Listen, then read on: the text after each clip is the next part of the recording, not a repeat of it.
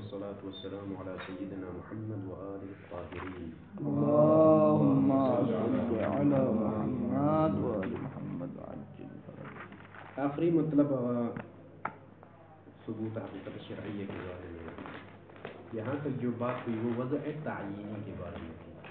آج جو ہے وضع تعینی ثابت ہے یا نہیں ہے عند شیخ المصنف. آخر میں بہر کے شیخ مصنف نے وضع تعینی کے بارے میں آپ آخر میں دیکھیں ہر بات کی جو ہے شیخ کی رائے کہاں جو ہے توقف ہوتی ہے, شیخ کی رائے کیسے معلوم ہے. آخر میں کہا کہ جو ہے جب تک یہ احتمال برقرار ہے. کون سا احتمال کہ معانی الفاظ عبادات مستحدث نہیں ہے, سابقہ شریعتوں میں بھی یہ الفاظ انہی معنی میں استعمال ہوتے. اس معنی کی بنا پر حقیقت شرعیہ کا ثبوت وضع تعینی کے ذریعے سے مشکل ہے, لا مجال.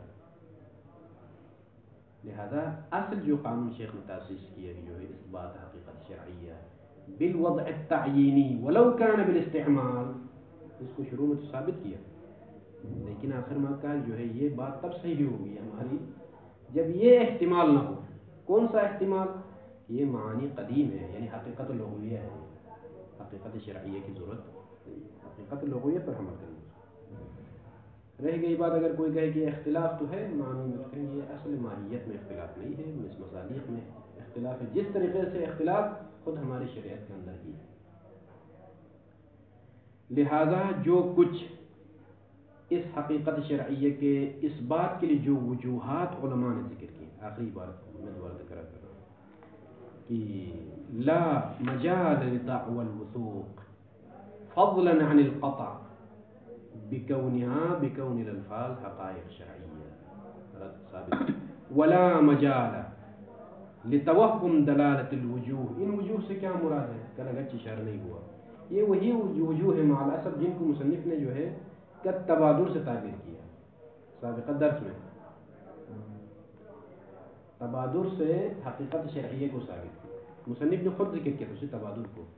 اب جو ہے اسی کو رد کر رہے ہیں, جیسا کہ وہ وجوہ من جملہ وجوہ میں سے تبادر سے حقیقت شرعیہ کی اس بات کے لیے معنی جدید میں جو استعمال کیا دلیل ہے کہ تبادر عند استعمال لفظ الصلاۃ ذہن اسی معنی شرعی کی طرف ذہن منتقل ہوتا ہے. یہ تبادر علامت حقیقت ہے. شیخ مصنف کہتے ہیں کہ مجال نہیں ہے کہ جو ہے یہ وجود دلالت کرے علی ثبوت الحقیقت الشرعیہ. یعنی اصلا تبادر یہاں پر درست نہیں ہے فرض کرنا.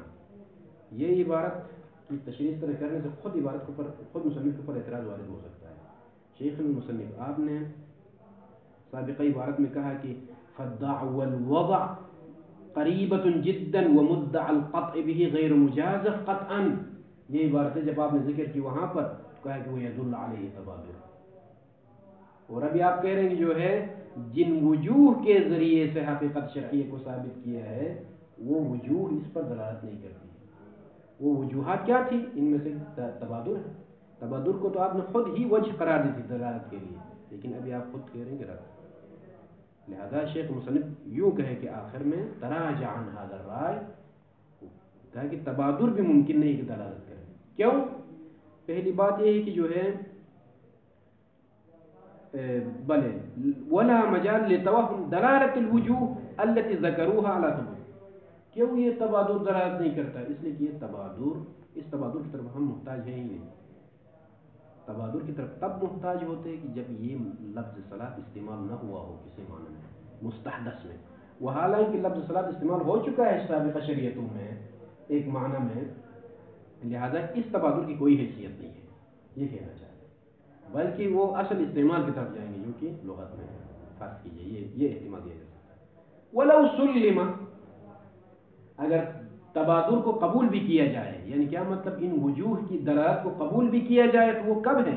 لولا یہ احتمال نہ ہو تو تب یہ تبادر کی حیثیت ہوگی. جب تک یہ احتمال موجود ہے تبادر کی کوئی حیثیت. فإذن هذه الوجوه التي ذكروها لإثبات الحقيقة الشرعية, پہلی بات یہ کہ دلالت ہی نہیں کرتی ہے. اگر دلالت کو مانی جائے تو یہ دلالت تب قبول ہوگی جب یہ احتمال موجود نہ ہو. احتمال استعمال الفاظ العبادہ فی معانیها قبل شریعتنا, یہ احتمال نہ ہو تو یہ دلالت مقبول ہے.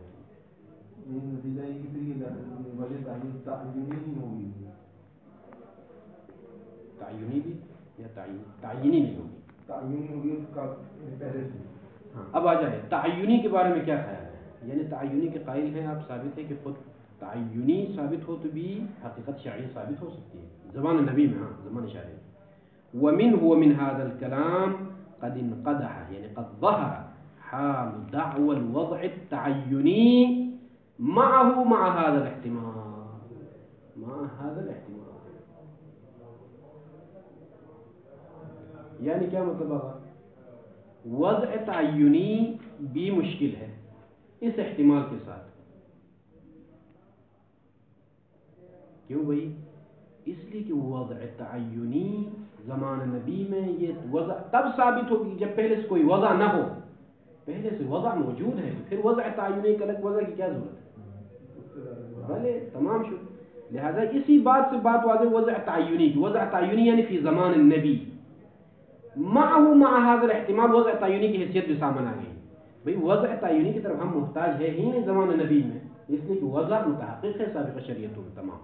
اب آ جائے ومع الغض عنه. ہاں ابھی آ جائے. اس احتمال کو ذرا ایک طرف کر دیں, چھوڑ دیں ایسے احتمال. کون سا احتمال کہ سابقہ شریعتوں میں یہ الفاظ استعمال ہوئے تو وضع ہوئے تھے. اس کو ذرا سائڈ پر رکھ دیں تو فالانصاف. انصاف کا تقاضا یہ ہے کہ دوسرے الفاظ میں شیخ مصنف وضع تعینی کے قائل ہوتے ہیں. اگر یہ احتمال کو ذرا سائڈ پر کر دیں.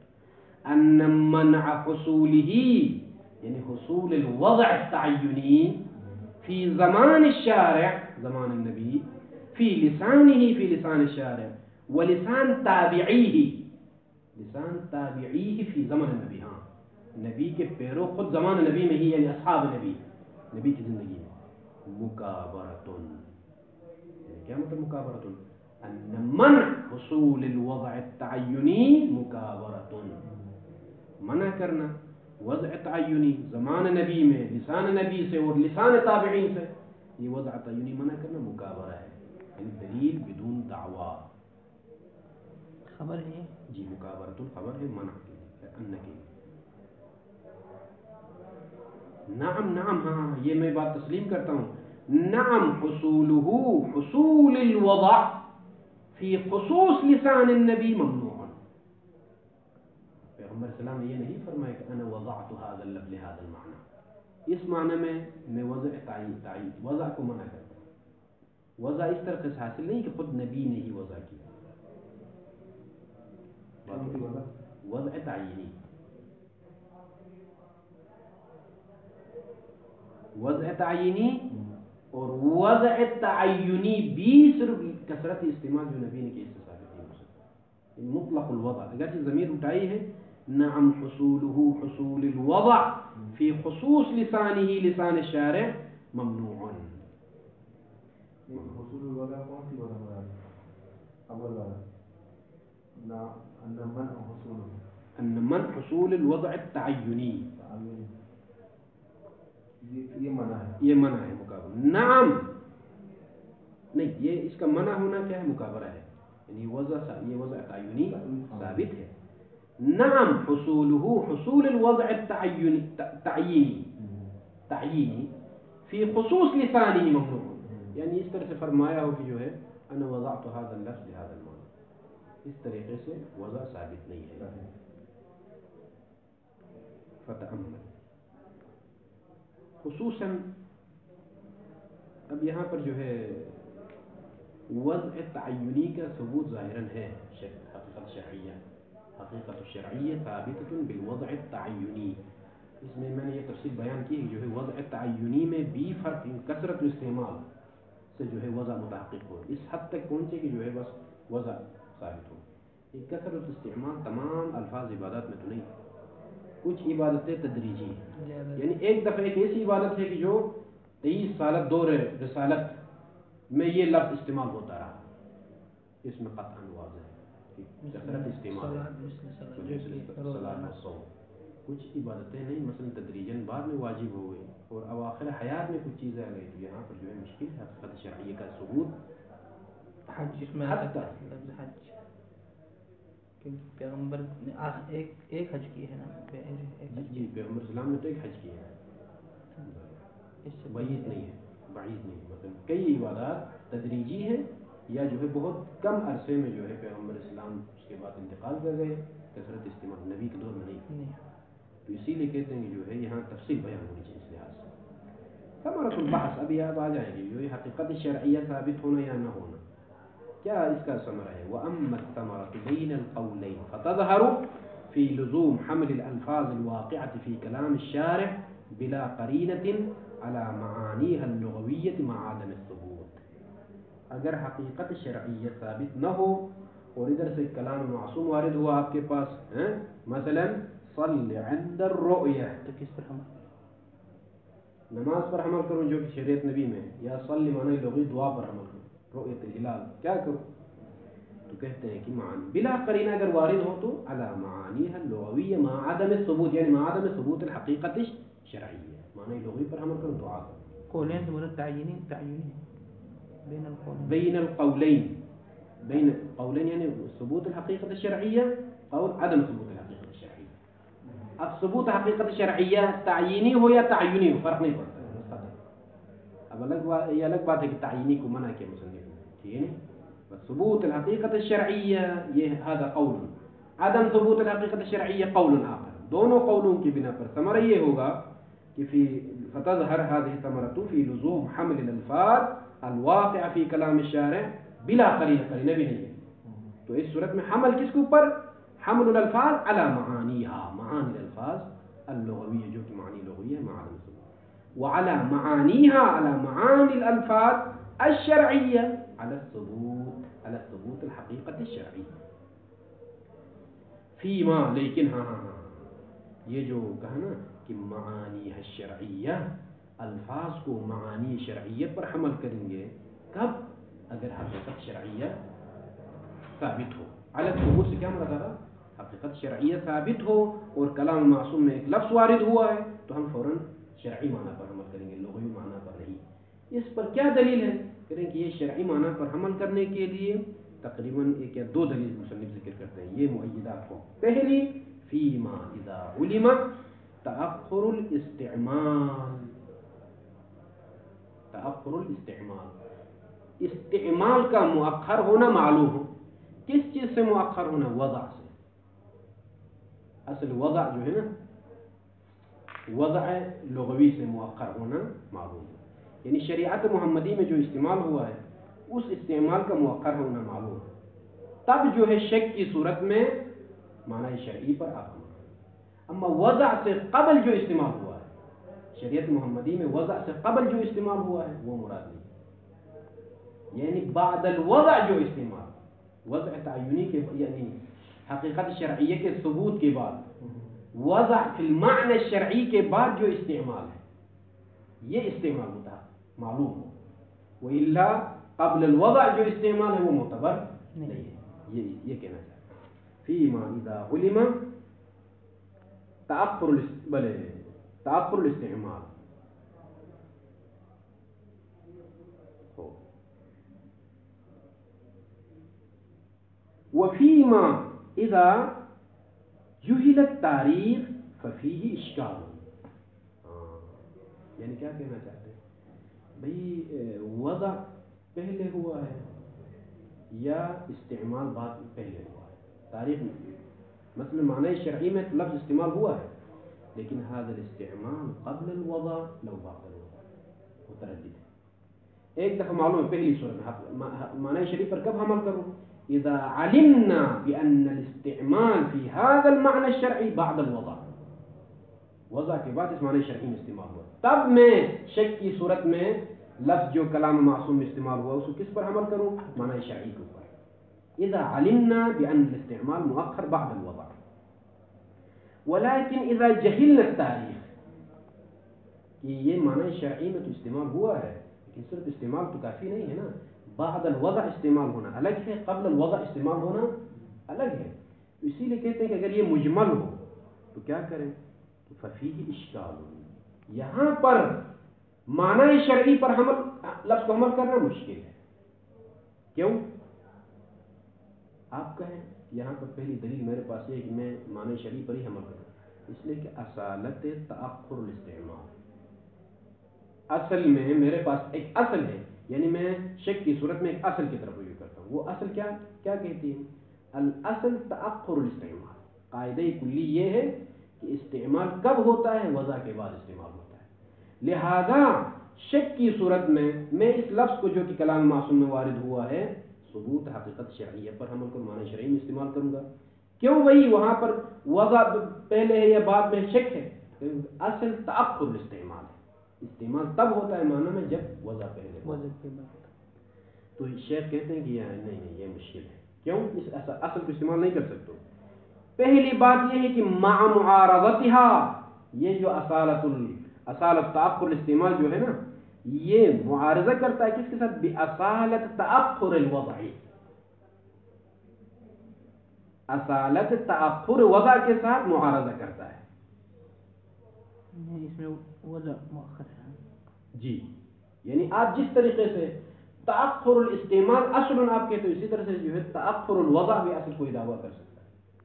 بھائی پہلے مثلا استعمال ہو کسی حد تک، پھر اس کے بعد وضع متحقق، یہ بھی ہو سکتا ہے.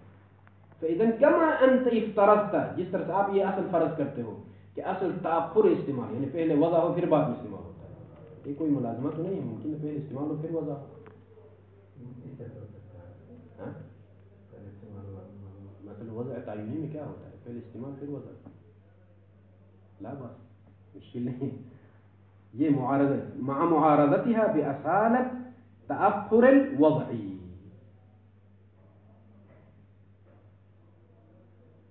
کسی درجے میں تو وضع ہوا ہوتا ہے. یعنی تأخر استعمال کو ثابت کرنا اصل کی ذریعے سے مشکل ہے. یہ پہلی بات. یعنی یہ جس مع معارضتها باصالت تأخر الوضع، اسی کے عکس میں ہی آپ اس اصل کو بھی آپ فرض کر سکتے ہیں. تو کہنے کا مطلب ہے کہ ایک اصل کے جریان کے لیے ضروری کوئی معارض نہ ہو. جب معارض ولو بالاحتمال، احتمال آ جائے بطل الاستدلال، یہاں پر یہ احتمال ہے، اس اصل کا بھی احتمال ہے. اس کے بعد یہ پہلی بات. دوسری بات یہ ہے کہ یہ جو اصل آپ نے فرض کیا اصالت الاستعمال، لا دلیل علی اعتبارها تعبدا. لا دلیل علی اعتبارها یعنی لا دلیل علی اعتبار اصالت تأخر الاستعمال تعبدا، یعنی تعبد یعنی من باب الاستصحاب. استصحاب یہ جو استصحاب تأخر الاستعمال یا اصالت تأخر الاستعمال جو آپ استعمال کرتے ہو، اس کے لیے لا دلیل علی اعتبارها الا علی القول بالاصل المثبت. مگر یہ کہ قول اصل مثبت کی بنا پر. اصل مثبت کیا ہے؟ یہاں پر کیا کس طریقے سے اصل مثبت سامنے آ سکتا ہے؟ اور اصل مثبت ہے کیا؟ الاصل المثبت ایک دفعہ یعنی ایک حالت کی آپ استصحاب کرتے ہیں، اس حالت پر ایک دفعہ اثر شرعی مترتب کرتے ہیں، ایک دفعہ غیر اثر شرعی مترتب کرتے ہیں. اثر عادی یا اثر عقلی یا اثر عرفی. تو یہ اصل حجت نہیں ہے جس کو اصل مثبت کہا جاتا ہے. اگر استصحاب مستصحب کے لیے جو اثر ہے وہ اثر غیر شرعی ہو تو اس استصحاب کو کہا جاتا ہے اصل مثبت، اور یہ حجت نہیں ہے. مثلا میں نے نظر کیا کہ جو ہے اگر بیٹے کی داڑھی اگر آ جائے تو جو ہے اتصدق 100 دینار، ٹھیک ہے، 100 دینار میں جو ہے صدقہ میں. یہ کہ حکم شرعی ہے وجوب تصدق. لیکن ابھی بیٹے کی عمر جو ہے 10 سال تھی، کفر پہ گیا غائب ہو گیا. 10 سال گزر گئے، 10 سال گزر گئے. ابھی شک ہے کہ نبتت اللحیہ او لا، داڑھی آئی ہے یا نہیں. تو آپ کیا کرتے ہیں یہاں پر؟ اصالت الحیات، اصالت الحیات اصل حیات ہے کیونکہ زندہ تھا. اصالت الحیات کو جاری کرتا ہوں. استصحاب اصالت الحیات، اور اس استصحاب اصالت الحیات کے اوپر کس اثر کو میں مترتب کرتا ہوں؟ داڑھی. انبات اللحیہ. انبات اللحیہ اثر شرعی لو غیر شرعی. نہیں شرعی نہیں. انبات اللحیہ شرع نے یہ نہیں کہا کہ داڑھی آنے کے بارے میں حکم شرعی نہیں ہے. وہ اثر عادی ہے. عمر 20 سال ہوتی ہے تو داڑھی آتی ہے. پھر امرت کے ذریعے صاحب اشکال نہ کرے کہ بھائی بات داڑھی نہیں آتی، نوعاً نوع کی بات ہو رہی ہے.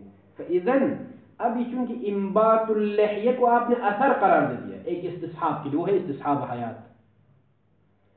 اس انبات لحیہ کے اوپر ایک حکم شرعی کو لاگو کرنا چاہتا ہے. اصل اثر استصحاب غیر عادی ہے، لہذا یہ حکم شرعی ثابت نہیں ہو سکتا ہے، حکم آپ اوپر واجب نہیں ہو سکتا. ہاں میں استصحاب بلے حیات کو جاری کرتا ہوں لیکن وراثت ثابت کرنے کے لیے. مثلا شخص غاب ومات ابوه، اس کا باپ مر گیا، ابھی ارث کیا کرو؟ ابھی یہ جو بیٹا سفر پہ گیا ہے، غائب ہو گیا، اس کے لیے ارث اور اس کی بہنوں کے درمیان تقسیم کرنا، کیا کریں؟ شک ہے زندہ ہے یا نہیں، اصالت الحیات جاری کریں گے. کیوں اصالت الحیات؟ حتی یرث، ارث حکم شرعی، حتی یرث. لہذا اثر شرعی ہو تو استصحاب قابل قبول ہے، اثر غیر شرعی ہو، عادی ہو، عرفی ہو، تو وہ ادلہ استصحاب ان آثار کو شامل نہیں کرتی ہے جو حجیت استصحاب پر دلالت کرتی ہے. یہاں پر کہتے ہیں کہ لا دلیل علی اعتبارها، علی اعتبار اصالت تأخر الاستعمال. شک ہوا مثلا، آپ کو شک کیا ہے؟ هذا اللفظ، یہ جو وارد ہوا ہے کلام معصوم میں، کلام معصوم میں جو لفظ وارد ہوا ہے، معنی شرعی میں استعمال کروں یا معنی یعنی اس بات حقیقت شرعیہ کی بنا پر، یا اصل معنی میں استعمال کروں؟ کیونکہ یہ چیز موقوف ہے کس بات کے اوپر؟ اگر استعمال مؤخر ہے تو معنی شرعی کا قصد کرنا ہے، اگر استعمال مؤخر نہیں ہے تو پھر جو ہے معنی وضعی پر عمل کرنا ہے. تو کہتے ہیں کہ یہ اثر استعمال کرنا، یہ اثر شرعی نہیں ہے. استعمال اللفظ لیس من آثار شرعیہ حتی یترتب علی اصالت تأخر الاستعمال الا ان کی من باب علی اصل المثبت. یہ اگر تسلیم کرے تو ممکن ہے یہ اثر قابل قبول ہے، وحالانکہ اصل مثبت ہمارے پاس حجت نہیں ہے. اور اس اصل کا نام مثبت رکھنا، یعنی وہ اصل جو کسی چیز کو ثابت کرے، یہ متوہم کرتی ہے. اگر یہ لیس مثبت ہے حقیقتاً لیکن مثبت نام رکھتے ہیں، اس سے پھر توہم نہ ہو. وَلَمْ يَثْبُتْ بِنَاءٌ مِّنَ الْعُقَلَاءِ عَلَى التَّأَخُّرِ مَعَ الشَّكِّ. ہاں اگر کوئی یہ استدلال کرے کہ بھئی جو ہے ممکن ہے کہ بناء عقلاء اس میں ہے کہ تأخر استعمال ہے، استعمال متاخر ہے وضع سے، کہ یہ بنا ہمارے پاس ثابت نہیں ہے. وَلَمْ يَثْبُتْ بِنَاءٌ مِّنَ الْعُقَلَاءِ عَلَى التَّأَخُّرِ یعنی عَلَى تأخر الاستعمال مع الشَّكِّ. یہ چیز. وَأَصَالَةُ عَدَمِ النَّقْلِ انما كانت معتبرة فيما اذا شك في اصل النقل لا في تأخره في تأخر النقل. فتأمل. ہاں یہ وہ اصالت عدم النقل یہ کس کی دلیل ہے؟ کہ بھئی یہ دلیل وضع مقدم ہے، استعمال مؤخر ہے. وضع مقدم ہے، استعمال مؤخر ہے. یعنی کیا مطلب؟ جہل تاریخ مجہول ہونے کی صورت میں ایک دفعہ آپ تأخر استعمال کو ترجیح دے تو اس دلیل کی بنا پر، ایک دفعہ نہیں استعمال بلے اصالت عدم تأخر الاستعمال، اصالت تأخر الاستعمال مو عدم تأخر الاستعمال. یہ دلیل ہے. اصالت عدم النقل دلیل ہے کہ وضع مقدم ہو، ممکن ہے وضع مقدم ہو. وہ کیسے؟ کہ اصل عدم النقل ہے الى المعنى الشرعي، یعنی اصالت عدم النقل الى المعنى الشرعي اصل معنی لغوی ہے. شیخ مصنف فرماتے ہیں کہ جو ہے وہ اصالت عدم النقل انما كانت معتبرة کب؟ فیما اس مورد میں کہ اذا شک فی اصل النقل، اصل نقل میں شک ہو تو وہاں پر آپ اصالت عدم النقل جاری کر سکتے ہیں، عدم النقل للمعنى الشرعي. لا فی تأخره، لا فی تأخر النقل، نہیں کہ شک فی تأخر النقل شیء، شک فی اصل النقل شیء آخر. دونوں فرق کر رہے ہیں. اصالت عدم النقل کہاں جاری ہوگا؟ اذا كان الشك في اصل النقل هل نقل او لا، لا ان يستعمل هذا الاصل فيه اذا شككنا في تأخر النقل. اس میں یہی اصل استعمال نہیں ہو سکتا.